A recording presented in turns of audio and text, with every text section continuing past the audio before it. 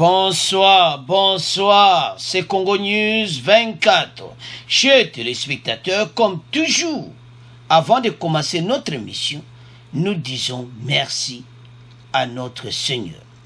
Et nous disons merci à nos chers abonnés qui nous suivent partout dans le monde et en RDC. Bande konanga, ba poya lelo nyonso eza ya koyinda. Donc les sommes à la une chers téléspectateurs et yindi bande konangai. Bientôt les choix du premier ministre. Et puis on va parler na o yindi Tambwe na remise et reprise. Tambwe Alobi reconnaît que 52 millions point 6 pas 53 millions point 6. Donc yepona ye donc bon 1 million en esawapi. Alors bandeko toko développer ensemble. Deuxième point chez téléspectateurs. Arrestation de Numbi et Zelwa. Bandeko toko yoka deuxième interview. Sonia RFI invité à Kinshasa. Deuxième interview des Assomo. A expliqué de na kutana kinabango. Alors, bandeko nangeza somo na deuxième interview. On a parlé de Christian Ngoyi et John Numbi. Ndenge nini ba ONG bazo senga arrestation ya bango mibale na Général Zelwa Katanga. Bandeko nanga dossier comme na niveau mo kosaka na nguti. Twitter ya Jean-Marc Chatinier yangwanto Tchelibino. Bango basengi Union européenne batie pression kosaka na ngote. Il faut préparer procès wana. Donc ou me ali shooter de banda. Alors ba avocat batomboki osaka na te toko yoka interview deuxième interview wana pe toko développer ensemble. Troisième point chez téléspectateurs et Yindi, l'état des droits en marche. Platner aux arrêts transféré à Makala hier soir. Donc, a déjà neto lobawa ya entre 4 000 na Makala. Condamné à 20 ans de prison, de travaux forcés. Bandeko makambo elekaki somo yango tozolobaki. État de droits au salakamusana. Des arrestations continuent. Alors, ndenga zawana aza na Makala voisin ya Kamere. Toko développer ensemble. Alors, bande konanga, chers téléspectateurs, chers internautes, to comme la premier point oyo choix ya premier ministre et puis après on va parler à remise et reprise à Tambo Mamba. Oye le kaki mardi. Alors, bande konanga, la prospérité, Félix Tshisekedi vers le choix imminent d'un formateur ou d'un nouveau premier ministre. Premier ministre Bandekonanga Kalati. Facha Union africaine aye. Mena azo pone la biso premier ministre. Kalate, fumée blanche. Qui sera alors le premier ministre? Facha Zagamutaba surprise. Naba nomination na ye. Tomona penana nteke wana pena kokite fachi. Tomona te depuis abanda. D'abord, pona kotia même Ilunga etwa ki etan. Ba discussion. Alobi wanati, ba ene oyo wanati. Donc facha ye ba ki moto yo to travailler na ye peut avancer na ye. Effectivement, Ilunga azaki pena na problème des problèmes les zaki nini ya famille politique na ye. Chaque fois bazo tirer ba veste yango causer oyo nyonso tido comme à niveau ya fin ya coalition FCC cash. Maintenant bango batikali faji a commis au commandement seul. Donc à bord et tout ça na conducteur moko pour le moment. Na droite Bazate na gauche, c'est lui qui est le yemutazo commandé biso. Et ça qui te le roi qui soit du dossier pour le premier ministre, comme il va solana ba cache et tout ça non. Et comme na katia union sacrée, OESA, plateforme unique dirigée par son Excellence le Président de la République. Alors, quels sont les défis? Le président doit désormais appliquer les promesses qu'il a faites aux quelques 85 millions de Congolais, à savoir lutte contre la corruption et la misère qui touche les 2/3 de la population, ramener la paix et la stabilité à l'est du pays.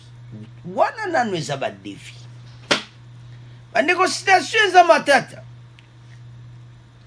Tout ça dans la joie fatia komiwana. Maintenant, zo y a la stratégie. Ndenge bomoni ado azo boule quelle stratégie? Parce que la stratégie n'est pas so banda azoa. To mona nan. La stratégie n'est pas ça kitoko. Tu sais pas que belle va se comprendre. Tu n'arrives pas mon kitala. Boso mona kaf. Oh Félix Tshisekedi dinde boyeba ke Félix. Avant de ki mingi na papa na ye. Maintenant ndenga musika. Mwana mayela zo tala seke papa zo sala. Mais lui-même avait dit qu'il a été qu'un jour en président. Il va quitter. Mais il a zo tala oyo papa na za ikosa. Ya mwana ba réussir tout. Bande konanga isa facilité. Ba défi oyo ya 85 millions de Congolais bazozela. Bazolinga batala ndeni changement kozala. Boya misu wana bwaka misu ba discours ma bepe baza kotala. Oh, soi-disant opposition. Opposition un peu comme moi, ok. Sauf à 100 combien de députés? 109 députés.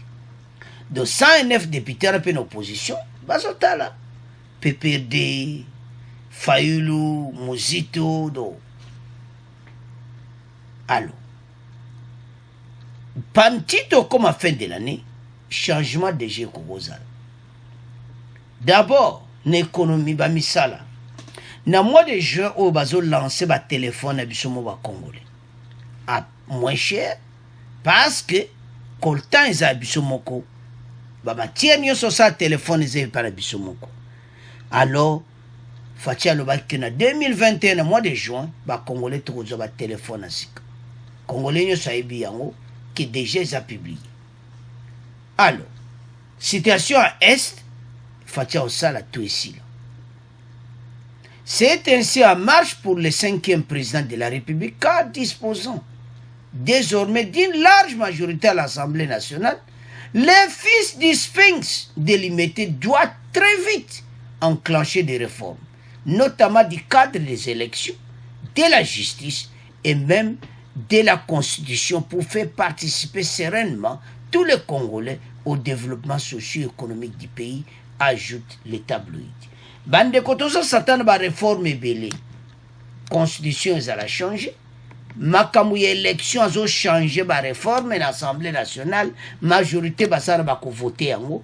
Par ces constitution makamou belé zawana PPD bazaki en tête, bazako sa makamou belé wana donc et ça moi ba faveur moko. Et ça peut clarté. Alors bazo tia les points sur les i. Bande ko za somo. Alors, Premier ministre a okota kalati a salango en application. Alors, bah défi à moi. Tous les canards remis et reprises. Tamboué ne reconnaît que 52 millions de dollars. Ah! Et Zama Kambaku Kama. Tamboué Mamba a l'obitanga Kotaki. Et l'eau y a yebi. Kaka.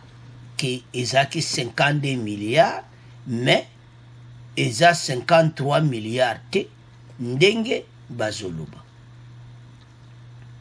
L'inspection générale des finances avait donné un délai de 5 jours au président du Sénat pour justifier la somme de 107 milliards. Sont également concernés de cette affaire les questeurs adjoints, les trésoriers du Sénat, ainsi que le comptable public principal code 0693 qui sont appelés à fournir des justifications sur l'utilisation des fonds précités. Donc, Tambo alobi ke ya yebi ke za 52 milliards. Et puis Kester a Jonah trésorier à Sénat bazo laksa ba prévenant. Alors papa lingete tala dossier on a malamu.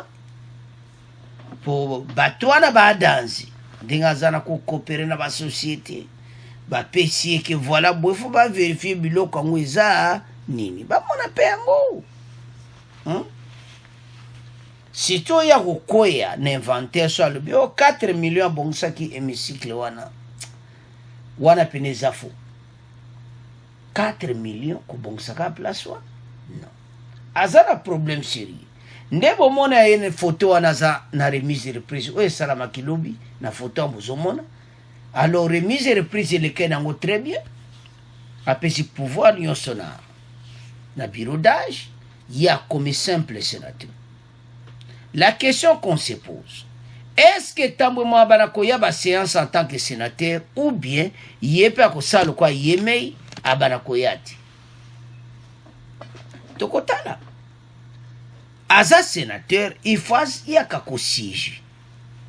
Alors, parce que bango, baza donne puis net yaza ba dossier, il y a ba détournement, aza na ba problème sérieux. Donc, toko s'attendre capaz c'est ça ma qui lobby, toko s'attendre le na poko be lobby ya bazomoni soute. Oh. Ndeni ba kompoza ti. Ah. Ou bien to yo garake ya azobela. Ozobela. Siko linyo kendo. Afrique du Sud kaka. Mais kuna maladie zebeliti. Comment yo zolungo kika? Kala tito koyo ke komi nango. Oh, moi j'ai du Covid-19. Je vais aller en Afrique du Sud. Ah! Déjà mbondi mati. Mikolobo simba bango nyonso bazala wana. Seront tous aux arrêts. Na bato baliaki mbongo gratuité de l'enseignement. Bazola da bango bamusuba si baza déjà en prison. Bandeko longa état de droit marche. Déjà Safrika sazana makala bazo kabola na caméra chambre. Eza ya koyinda na émission bokoyoka. Donc naza entre les 4 mille David Blattner. Sali ba résistance simbikati. Akoko justifie te metezo ya na pona to bebisango te. Alors bandeko na ngai bato bakomi na suka. Mayele na bango esili. Tambo yewana na sena azo sala remise et reprise. Alors, situation de Zoloba est que Batou ko yaza ki mutasuka. Fatia Dieu le plein pouvoir. Maintenant, et comme étant Masole Banda, Premier ministre Abima, Batou penaba doit grand malasi. Mais problème est na tamboué. Comment a justifier mbongo oyo nyonso? Donc, les hommes qui bientôt parce que basenga kaya ko se justifier en personne. Et loko pays azolinga sala mais selo azolo banambebu mais motema to yebiti. Parce que yo la mukaka na tongo ya déjà azaba côté ku. Bon comprendre ka. Bango tout destination moko. Alors ba frontière baza maele parce que pour le moment na zo so bande konanga ba valise ezokama parce que ba yo ki fumée blanche. Ba valise belé baza kokanga parce que premier ministre azobima. Et comme taba banola na ba ministre ale basaka remise reprise. Ba ministre ya mine remise reprise. Oh, code minière. Bon dossier wana. Oh, omoni oh yeme alobaki nanga. Oh, yeme alobaki na yo ale ozare. Ba kene école primaire et secondaire, wa mbongo gratuité. Boyeke mikolo to ana problème Banque mondiale moye yati.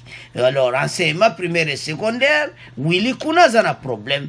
Alors batune wapimbo. Alors ozare. Donc bande konanga eza somo bato yo bako kangama mvrak. Liste zamulai. Parce que bientôt Premier ministre azobima. Alors, tiki premier pour Nabino, do batambwe ndega zawana empa de makala. Alors, bande konanga, chers internautes, chers téléspectateurs, to komina deuxième point nabiso. OU 117 ONG bazo senga demande l'arrestation de deux généraux, John Numbi et Zelwa Katanga. Parce que Christian Ngoyi azadja ozare. A toko divisango en deux. Après toko yoka deuxième interview, ya Sonia, obo yoka kiwana première interview, oye hindi saki RDC, be deuxième nango eza somo, tambo yoka olwa. Bande ko Sonia siko yemoko, ba bengisi ye, na radio, na biso na RDC. Radio Nationale na RDC, ba bengisi ye. Aye a expliqué ma ndenge nini akutana kina ba policier oyo phénomène deni elegaki donc boko yoka bandeko mais toujours na pona ya deuxième interview pour ça son. Alors premier point oyo tokubanda d'abord na message yaba européen. Je salue ce travail factuel d'enquête journalistique et je souhaite la justice congolaise puisse saisir des témoignages recueillis pour relancer la procédure sur l'assassinat il y a 10 ans de Floribert Chebeya et Fidel Bazana. Lutte contre l'impunité. Tu tiens le bino yangoana, tu t'es. Donc, les Européens, Bazana Kanda citation. Alors, oye bimi lelo, mercredi, 117 ONG na Kinshasa bandeko somo. Donc kala te tokomona ba marche soko ba osala ngoti. Parce 117 ezawa te. Donc tolo baka ba ONG na biso EDC donc la oa mineno anyoso batelemi. Avec en tête voix sans voix Asado bango nyonso. Alors demande l'arrestation immédiate. Il y a John Numbi et Zelwa Katanga. C'est le Stembala.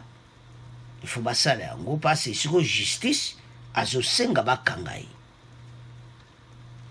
Bandeko sen wana bako expliquer yango boko yoka d'abord ne ba expliquer sen wana avant maintenant le Canada deuxième interview ku deza makambo ba bengisi siko ba français na radio na biso mais toujours yana po sikoyo oye le kaki mokolo wana Yazaki Babengsaki, na inspecteur à police, Numbi n'était pas présent. Quand Chebe est arrivé, tant qu'il y a avancé la réception, na l'inspecteur à police na Kinshasa, alors, tant qu'il y a avant d'Imbalamoko, Amoni Christian Goyakoti. A ébissé que John Numbi azate mais oya tokende epanai monde makango zalaki eza mobulu ndeka zo kita wana bake kotse na motuka.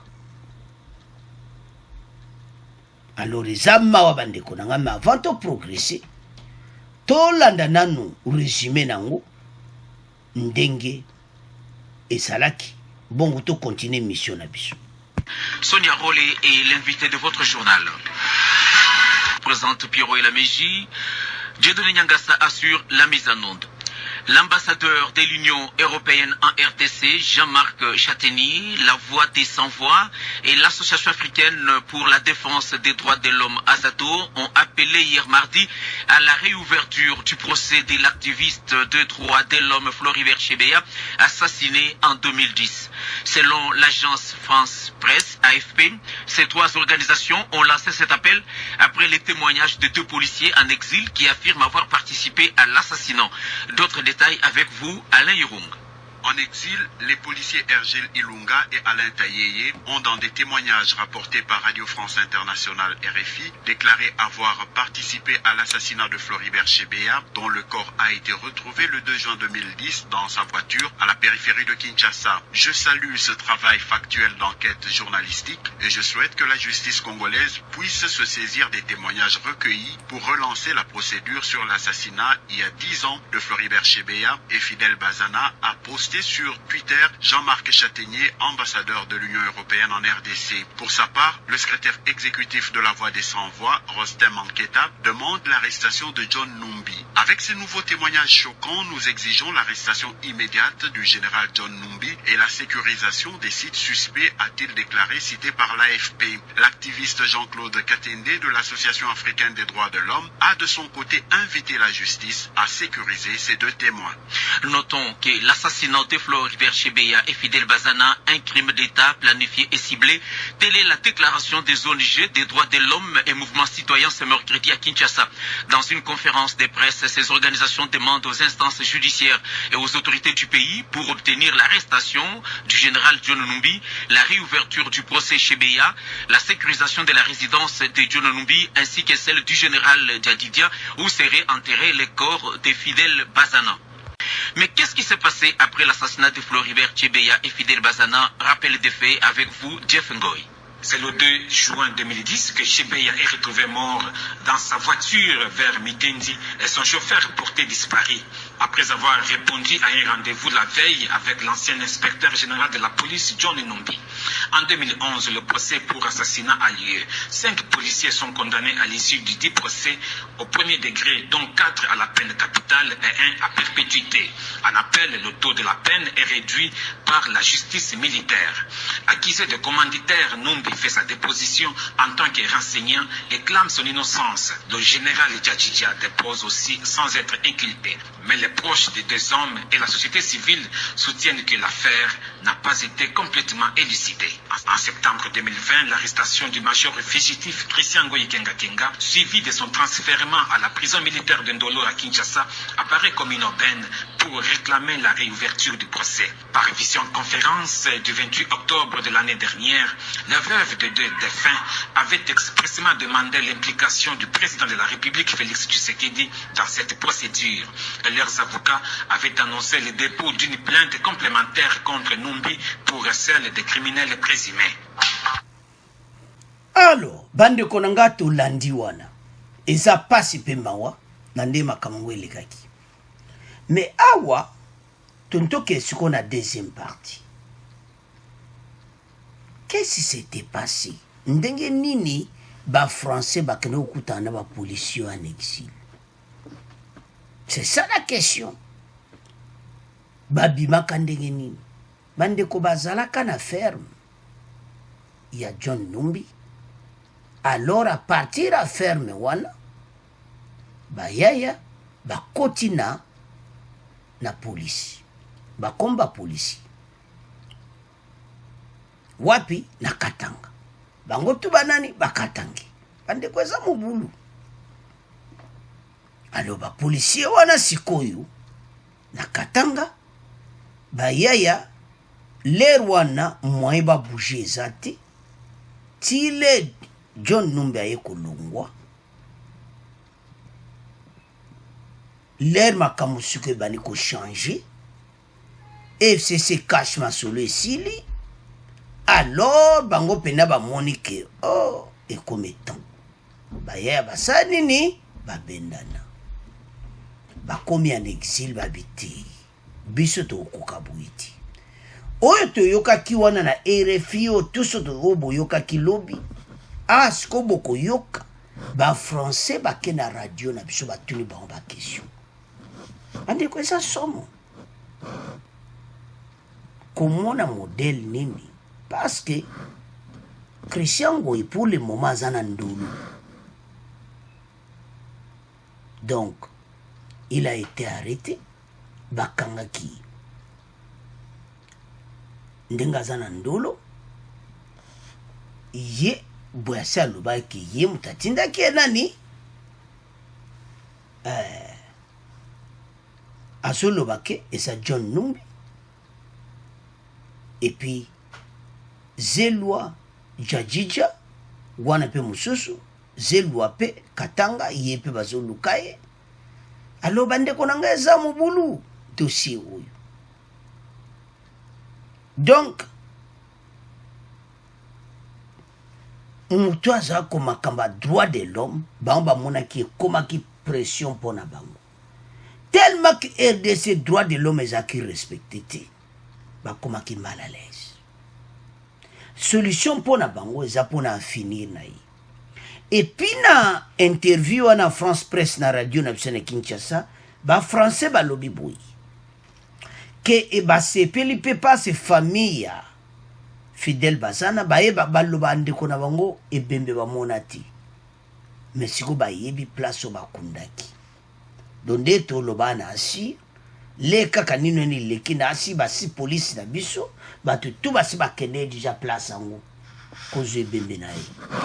Donc tosatendre ebembe baza na mikolo ekobima bandeko bacirconstance aboye esalaka mpasi yango baeuropéen baza kotia pression akosakana nango te mpo na arrestation ya John Numbi na Zelwa.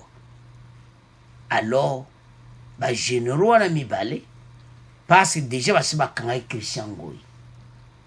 Alors bakanga bango basambisa bango nazomona place te oyo bakoko devie parce bapreuve eza tellement ebele et puis bafrançais balobi boyi soki bakoko sécuriser bapolisier wana bango bakoya kini kotémoigner mais faut basécuriser bango parce que bo comprendre kaka terrain déjà kozala mine donc citation eza mobulu mais bango balobi ke so bamoni penaki baza na sécurité bakoya ou bien bakosa radio link ou bien na vidéoconférence et c'est tout. Pour vidéoconférence bazoloba en direct bazomona bango bako expliquer nyonso bakotia batelevizio wana bango baloba parce bango mpe bazobanga sécurité na mpasi baloba vérité oyo eza mobulu batouche bechelon pour problème ko se poser pa tuna John Numbi bongo nani atindaki bon nayebi te soya koloba nani atindaki dossier ezaka mobulu. Est-ce que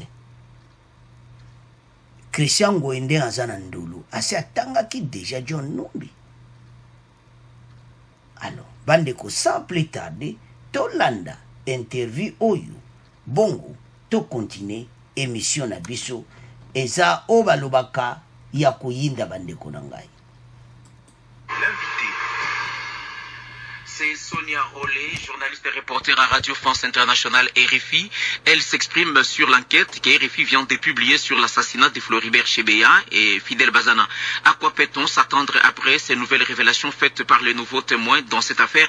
Qu'en est-il de la crédibilité de ces nouveaux éléments qui s'ajoutent 10 ans après le double assassinat de ces deux activistes des droits de l'homme? Sonia Rollet s'entretient avec J.R. Lungembo.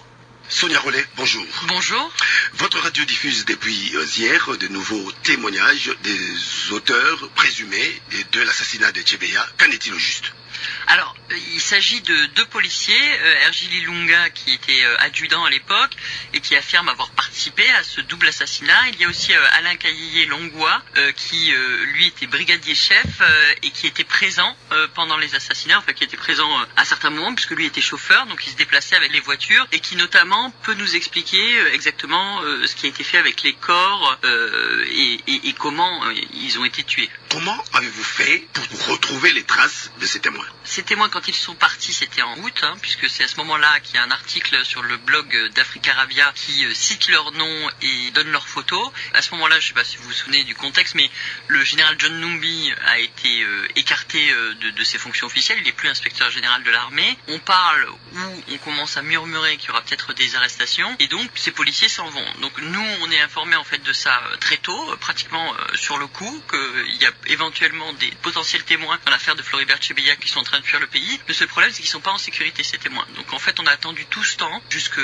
aujourd'hui parce qu'on attendait que ces témoins soient en sécurité quelque part et qu'ils soient suffisamment éloignés de la République démocratique du Congo pour pouvoir en fait les interroger. En résumé, que rapportent ces témoins? Ces témoins rapportent tous les détails en fait de ce double assassinat. Il y a beaucoup de choses qu'on savait à travers des enquêtes des ONG, des témoignages comme celui du premier policier qui avait fui, Paul Moulamboué. Mais là, c'est la première fois qu'on a des témoins qui affirment avoir participé à l'assassinat, donc qui disent on a étouffé Floribert Chebeya et Fidel Bazana. Ça, c'est quand même assez fort puisqu'ils s'impliquent eux-mêmes. Donc c'est vrai que ça donne plus de crédibilité au témoignage et ils vont nous raconter tous les détails de cette nuit de manière très précise. Ils nous expliquent comment ils s'y prennent, qui sont présents, mais finalement c'est pas les bons noms. Enfin, il y en a quelques-uns qui se recoupent puisqu'il y a bien le major Christian Goy Kenga qui est devenu colonel depuis et le colonel Moukalai qui sont cités par ces policiers. Alors, le général Numbi, en tout cas, selon ses témoins, les aurait protégés, enfin aurait passé des instructions parce que eux, ils ne parlent pas avec le général Numbi, ils parlent avec toujours le major Christian Goy Kenga qui, lui, les amène à la maison au domicile du général Numbi. C'est ce qu'ils disent. D'abord à Donc Gombe. c'était l'intermédiaire. Voilà, c'est leur supérieur dans cette affaire, c'est lui qui pilotait l'opération et cette opération d'assassinat, qui pilotait les exécutants. Donc il les aurait emmenés donc chez le général Numbi d'abord à Gombe, ensuite à travers un avion cargo, il se retrouve à Lubumbashi, là à nouveau dans la ferme du général John Numbi, en attendant que l'histoire se calme, parce que vous vous souvenez que ça avait fait beaucoup de bruit, et donc ils sont ensuite intégrés dans la police, c'est toute l'histoire qu'ils nous racontent, et que pendant 10 ans finalement, ils ne bougent pas de cette zone de l'ex-province du Katanga, ils sont dans la police des mines, et ils sont cachés là et rappelés chez le général Numbi chaque fois qu'il y a des nouvelles informations qui sortent. Combien de temps cela a pris pour trouver ces gens qui témoignent aujourd'hui? Ça vous a pris quand même du temps. C'est pas tellement que ça nous a pris du temps de les trouver, ça nous a pris du temps d'abord qu'ils soient en sécurité. Enfin, on n'a pas forcément participé à ça, mais on attendait vraiment qu'ils soient en sécurité pour pouvoir les interroger, ce qu'ouvaient les autres témoins, à réfléchir en fait à chaque scène qu'ils nous racontaient pour savoir comment on pouvait les confirmer. Il y a quand même des éléments, des témoignages déjà qui évoquaient ça. On a interrogé par exemple Kalala Kalao, qui était le chauffeur civil du colonel Daniel Moukalai, qui est l'un des principaux accusés dans ce dossier, et qui a vu ces personnages-là. Un policier qui était à l'inspection générale de la police, comme Paul Moulamboué, il a vu ces gens-là sur le terrain. Donc on avait besoin de bien confirmer leur identité, confirmer le plus possible ce qu'ils avaient fait, et puis après de chercher tous les éléments d'information pour voir si par rapport aux éléments qui existaient, ça correspondait. Ils sont dans quelle étape psychologique? Est-ce qu'on peut leur faire confiance? Ils sont déterminés à parler, et ils disent avoir eu peur de se livrer à la justice congolaise, parce qu'ils estimaient à l'époque que le général Numbi n'étant pas arrêté, ou d'autres officiers n'étant pas arrêtés, ils risquaient d'être tués s'ils se mettaient à avouer ce genre de choses. Donc ils ont un peu suivi la voie de Paul Moulamboué, qui a été le premier policier à faire ça, et de se dire on va aller à l'étranger, on va d'abord parler aux médias, et ensuite on va dire qu'on est prêt à parler à la justice, et comme ça on va nous sécuriser nos familles, et là on pourra parler. Mais c'est vrai que pour ces policiers-là, en l'occurrence là, au moment où ils sont partis, ils ont dit on était rappelés à l'affaire du général Numbi, on n'avait pas confiance, on s'est dit que peut-être on allait être tués là vu le contexte, et on a préféré partir, et aujourd'hui ils sont encore très inquiets en fait de toute cette situation. Avec ces nouveaux témoignages, à quoi peut-on s'attendre? La réouverture du procès? Alors, il y a des nouveaux éléments. C'est sûr que par rapport à la procédure judiciaire, quand on voit le procès, il y a des nouveaux éléments qui sont là, ne serait-ce que ce qui n'a pas été fait à l'époque du procès, c'est-à-dire qu'on aurait une localisation du corps de Fidel Bazana, par exemple, donc il faudrait exhumer ce corps, et on a vu que le Bureau conjoint des Nations Unies aux droits de l'homme évoquait l'idée d'un soutien à la justice militaire congolaise, et notamment dans ce type de domaine. Donc il y a ça à faire déjà, il y a à savoir, est-ce que ce qu'ils disent, le corps de Fidel Bazana est bien dans la concession privée du général Jadija. Donc ça, c'est une première chose qui pourrait être faite par la justice. La deuxième, c'est évidemment d'interroger ces témoins. Ça veut dire qu'il y a tout un commando, en fait, qui a toujours échappé à la justice. Il n'y a pas que ces deux policiers. Ils sont 5, 6 à n'avoir jamais été inquiétés et à être toujours en cavale. Et maintenant, on a enfin leur nom. On sait qui sont ces personnes-là. Et puis ensuite, et c'est ce que pointent les ONG défense des droits de l'homme, comme la Voix des Sans-Voix ou même les familles, c'est que le procès en lui-même, pour la définition des responsabilités, c'était pas clair. C'est vrai qu'on avait des gens comme le colonel Daniel Moukalai, qui était le chef des renseignements généraux et des services spéciaux de la police. Il y avait aussi le major Christian Goy Kenga qui était accusé et qui lui était vraiment celui qui a fait cet assassinat sur le terrain, mais qui jusqu'à présent n'avait pas été arrêté, qui a été transféré à Kinshasa en septembre dernier. Et il y avait un autre suspect qui accusé qui lui fait partie des noms qu'on a, c'est-à-dire Jacques Mugabo, qui lui est toujours en fuite. Mais bon, pour définir les responsabilités, savoir qui a fait quoi, voilà. L'autre chose qu'évidemment demandent les familles et les ONG, c'est l'arrestation du général John Numbi sur base de ces témoignages-là, mais comme d'autres, ça fait des années qu'elles réclament l'arrestation du général Numbi. À savoir si réellement la justice militaire va autoriser ça, on le verra dans les prochaines semaines. Sonia Rollet, merci d'avoir accepté de nous accorder cet entretien. Alors, chers téléspectateurs, tolandi biso nyonso. Parce que oyo elekaki eza mawa to. Tolandi ndenge nini bango basalaki travaux ezalaki facile te. Il fallait bango. Donc, bazala sécurité avant même ba continuer yango. Alors bandeko nanga situation oyo ezosala pasi na ba congolais nyonso. Ebembe ya bazana ezana résidence ya Djadjidja. Hey, Djadjidja zelwa donc général quoi. Yon baso lukaye yende ba luka bakangai na général Numbi.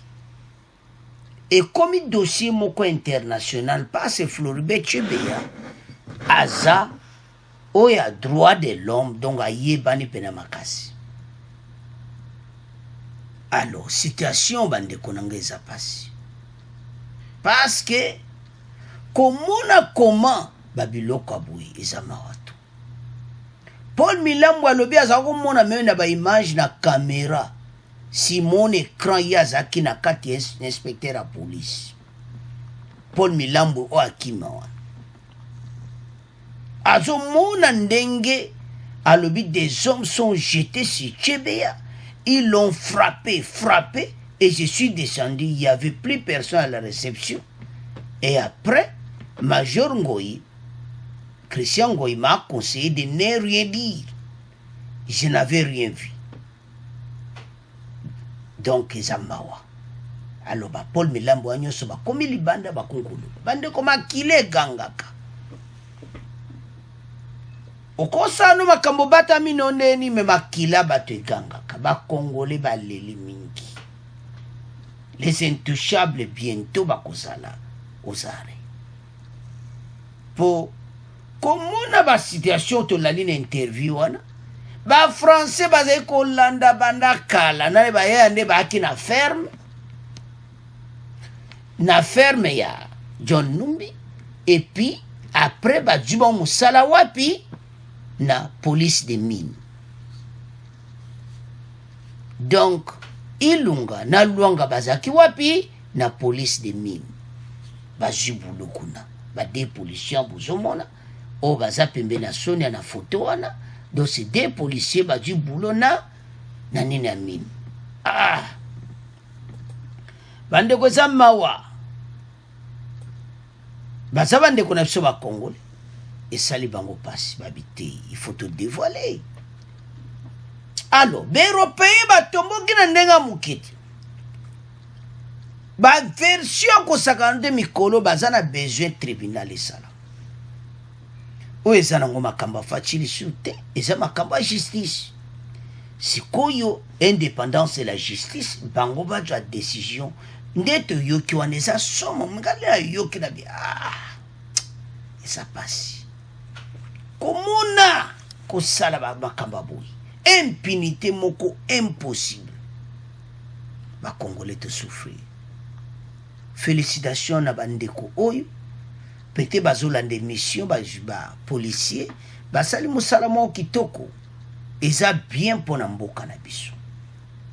Eza vraiment bien pona mboka na biso. 117 ONG demandent l'arrestation des généraux John Numbi et Zelwa wana nde balobi ke nini ya ebembe ya bazana eza na lopango na ye. Na résidence n'est pas si bémené tile le monanate. Citation example. Donc les bakomone bembene botopsie ko salama. Alors bande ko ba français ba sali travaux moko osakana ngoti. Alors yomwa ba média ba félicita ba on makasi. Donc bango pene ba tomboli dossier. Yeso ni azana Kinshasa. Ndebo yoke interview na radio nationale la biso. Il a tout dit. Et je bango tamba moi il fallait bazala sécuriser. Donc bazala déjà na contact na bango.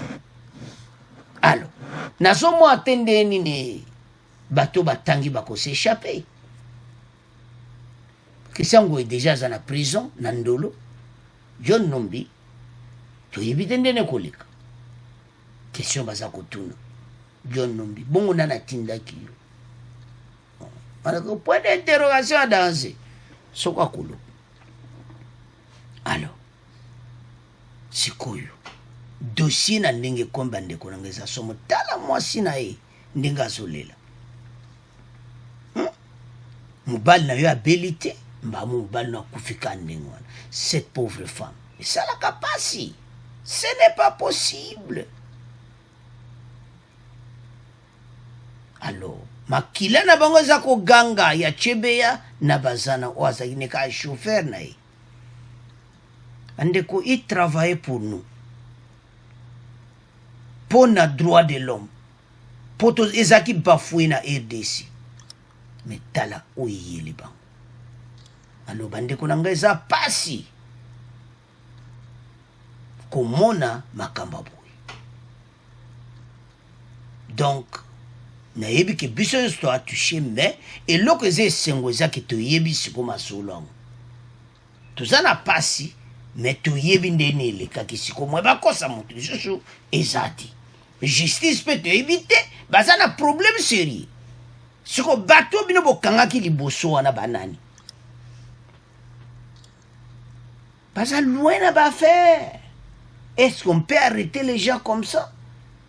Basala makelo côté. Pas se balobi ke bakangaka bato. Bato na bachaba on a pris bato ba innocent. Alors, ba scénario a boeza ba scénario moi qui côté, ba kangi ba innocent alors que ba vrai bato ba saki masolo bazana ba. Eza mawa. Alors, bande konanga dossier za mobulu. Donc situation oyo baloba kelikanka mwana suka na. Na ebite nene ba ko dévier yango. Pense be expliquer nyonso to landi. Alors, tutiki yango na bino, tokomoleka, na point na bisa suka, oye yindi, état de droit en marche. Alors, chers téléspectateurs, chers internautes, tokomi na point na biso ya suka. David Blattner Ozare, transféré à Makala. Cela s'est passé ce mardi 9 février 2021 à la cour d'appel de Kinshasa-Gombe où le directeur général des Africains David Blattner a été condamné à 20 ans de travaux forcés avec arrestation immédiate.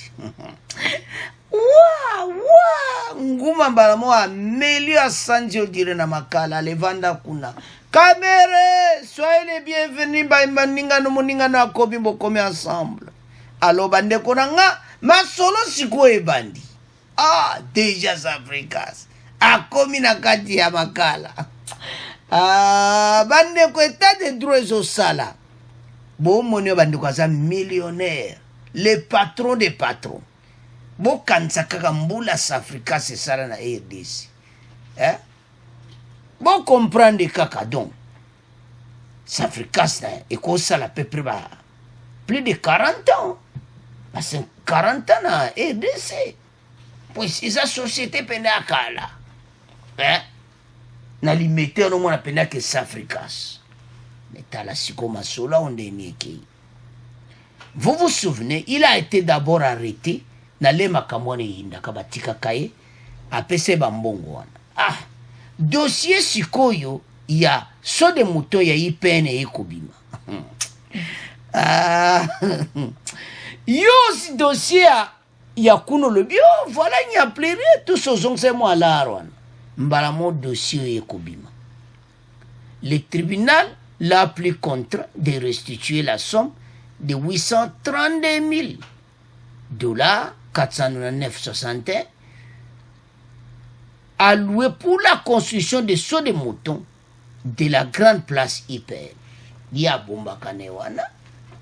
Alors yaya sikoyo masole sanini do makambo sanini eyindi. Nebo somone yewana telemi devant ba juge o elekaki.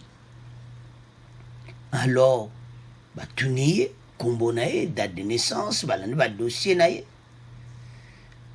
bato oyo basali babusiness na RDC balibanais ya kosakana nango te so eza na bato basala mbongo na Congo koleka me biso mo bakongolais eza bato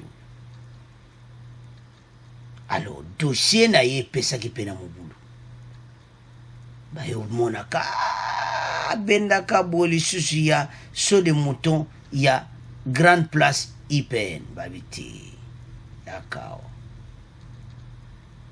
eza mawa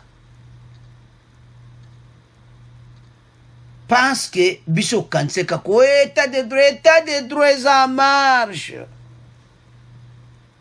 kamere bamaster bango wana bato oyo baya na RDC baya d'abord barelation na bango mingi ezalaki na lera les 20 ans pouvoir kana bagénéraux donc so sakana libanais bamo bakangi batrafic d'influence bato basa bafere nango na RDC omeka te so omeka ka généraux ka bakangi ebanda kala mena lera faci wapi yango boyela bato makambo oyo bakangi ye généraux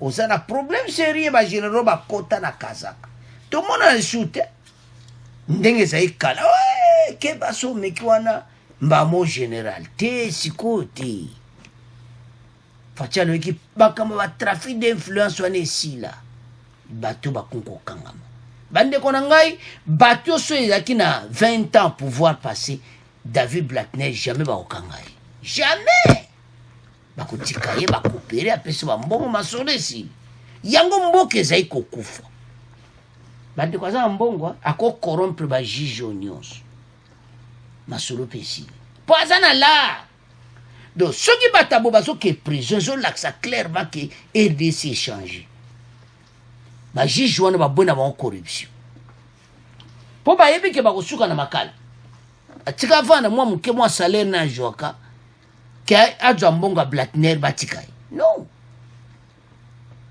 alors qu'est-ce qui va se passer aza déjà nde toloba aza na makala akomi parce ntango kaka ozokoma mbala mo fu bapetioni bake babeteli vie camere porte vie camere badani wana babeti ya nini vie camere ke voisin moko aye nani David Blattner bapeti David aye po camere akoma na bapeti mpe kuna ale bapeti ambamo aya lo soin le bevrini donc boyei bolamu wana kati ya makala Blattner kobeta donc koma kama une semaine yo mpe kala te ekomo Blattner azoyoka bien te maladi tala baninga nyonso ya Jamal combien de fois amemi hôpital camere combien de fois mais balobi na mino ke état de droit eza état de droit camere 20 ans Jamal 20 ans David Blattner 20 ans bon siko camere a déclaré yo ke na ba 52 millions mais ye ba o reproché kana $832,000 $832,000 batie 20 ans de travaux forcés ozomona donc parmi wana akozwane ba 10 ans passe dossier nele akosala esu bakopesa ba 10 ans passe mbongo eza nango moke alors balobi akopesa $1 million américain bandeko na nga situation oyo bato bazali komona oka bwa état de droit tala oyo eza bapreuve ntango un libanais aza millionnaire bazokanga ye boye ezolakisaki mboka échange mais biso tozoreve pasi mpe corrompre tout le monde mpe abimi mais kosimba te pasi bato wana mpe bayebi ke bazobanga alors justice en marche camere odi bavoisin bamosusu baza koya des hommes en cravate oyo babenga likulunu en cravate lisa baministre eza molai donc wana eza kaka debi ya masolo ya 2021 mikolo oyo baya bazoluka banzela remise et reprise mikolo bakomeli bango remise et reprise esa mpase premier ministre azobima semaine oyo remise et reprise bandeko samedi boyokuta penako na ba ministère wana nyonso okuta bayaya babendana bakozala te si bo bayiba mais so mo mutu atikalisa de ayiba te obi ameki okima esimbi te parce toyebi bango bayibi mbongo ebele alo bandeko na nga eza mawa tro état de droit marche c'est à ce point tokoma clôturer mission na biso bon continuer s'abonner massivement merci na bacommentaire na bino bon joindre biso nde bomonto tie joana clique noka joindre biso ntango nyonso comme membre tozala ntango nyonso e video donc tobakotinda bavideo bonotindela bino bavideo ka ntango ezobima alors au revoir merci na bacommentaire abonnez massivement à la prochaine.